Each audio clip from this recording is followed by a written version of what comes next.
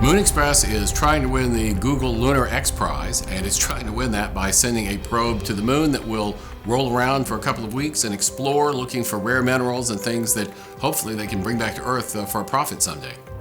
Most commercial space activity is about launching things into orbit, mostly communication satellites and things like that.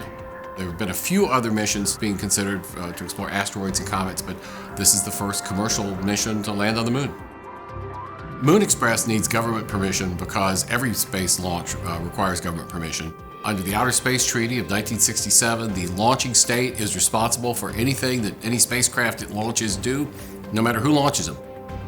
All commercial space launches are regulated by the FAA's Office of Commercial Space Transportation, which does mission review and issues launch licenses to be sure that they stick within international law and are appropriately safe. The FAA has done a pretty good job, and they've been doing it since the 1980s, since the passage of the first Commercial Space Launch Act of 1984.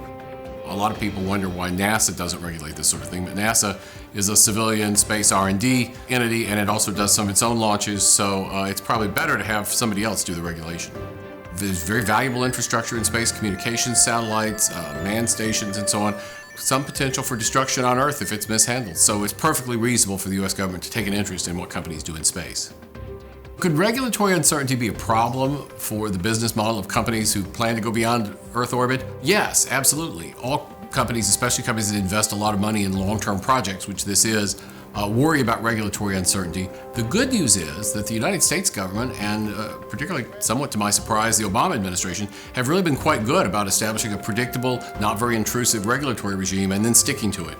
The Commercial Space Launch Competitiveness Act, among other things, says that if U.S. citizens explore and find valuable minerals on other celestial bodies like the moon or asteroids, they can cut them loose and bring them back or sell them however they see fit, and the U.S. government will recognize that. And that's very important, and I think has really helped make investors feel more comfortable about getting involved in space resource extraction.